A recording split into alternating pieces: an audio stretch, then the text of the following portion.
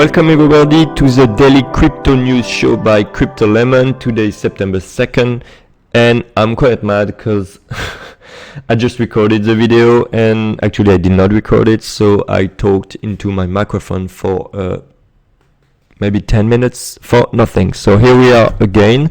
The news of the day are quite interesting. So Bitcoin broke 12k, Uniswap crosses $1.5 billion locked into its protocol. We're gonna talk about SushiSwap, the rival that just came a few days ago and that some people are calling a vampire protocol or fork.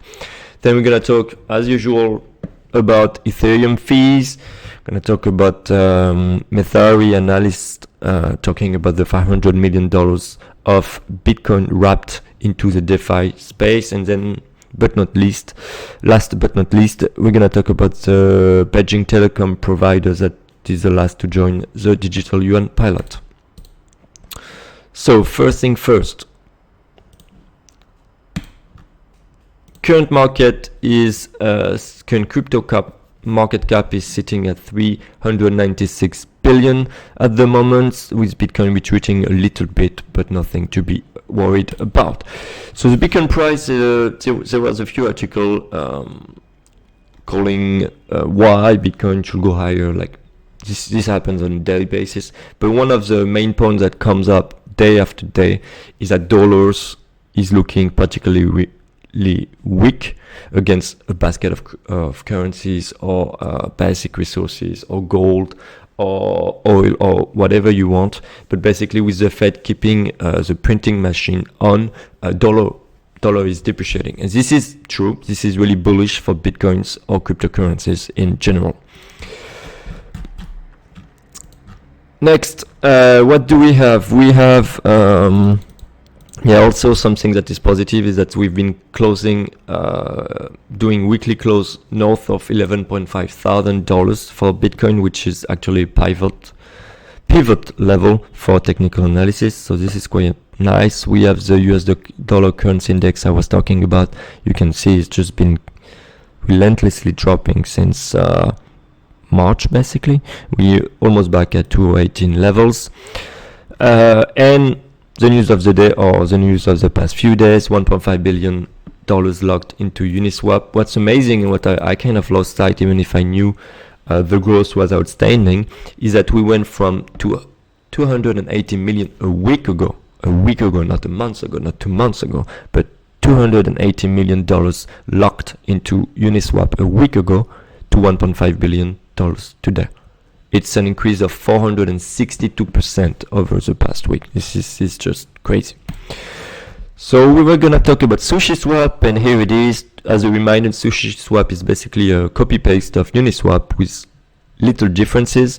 For example, you can, if you provide liquidity on the SushiSwap platform, you will get rewarded in SushiSwap token. For the first 2 weeks, these rewards will be increased by 10-fold.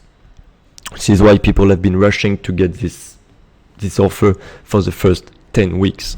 And this SushiSwap token, what do they do is that they can allow you to earn fees on the entire SushiSwap protocol network forever, basically.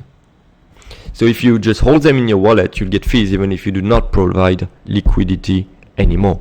So for example, but they got it wrong in the article, because they say on Uniswap you get 3% of every trade. There is a fee of 3% distributed to liquidity provider, which I think is 0.3% and not 3%. And so that will mean that Sushi, in the future, let's say in a month, when you provide liquidity, you get 0.25% of the fees as a liquidity provider, and 0.05%, so the reminder to make it 0.3%, will go to Sushi token holder. So this is quite interesting. I like the concept, but I'm a bit afraid that once this offer of mining 10-folds for the next 2 weeks will go, I don't see the incentive I have as a liquidity provider to basically give some of the fees to the Sushi token holder. And why wouldn't I go to Uniswap, where I get all of the fees. So this is just my my 2 cents.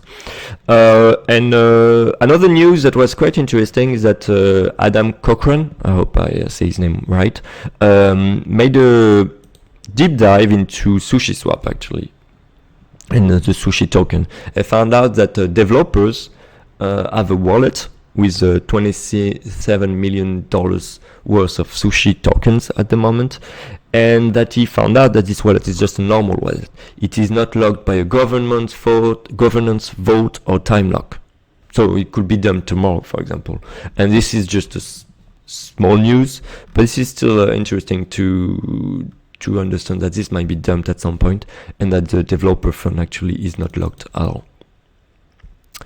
Then we have the Messari news that just tell us that more than $500 million worth of BTC have been wrapped into DeFi, which seems like a lot, but actually it represents only 0.3% of the total market cap of Bitcoin. So they're claiming there are a lot more to come.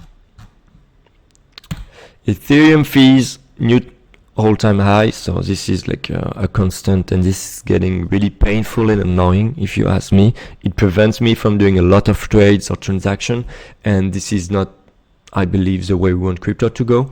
But what they're saying is that the average median transaction fee is now 3.5 USD. Of course, if you go on Uniswap and you want to do a transaction, it costs even more. Last time I tried to make a transaction, it was something like $40 to make a one-way trade.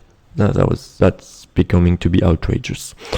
So we're all hoping for Ethereum 2.0 to reduce these fees or some kind of solution to do this.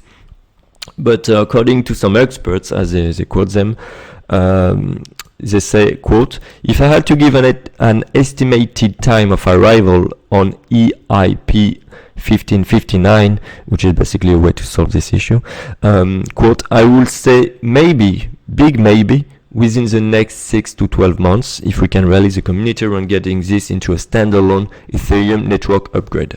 6 to 12 months, seriously.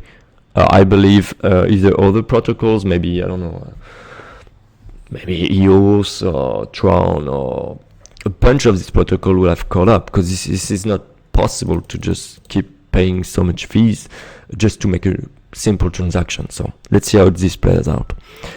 Finally, so Beijing telecom provider called Shenzhen Techno Telecom joins the digital Yuan program. This follows other companies like Huawei, China Construction Bank, or even People's Bank of China.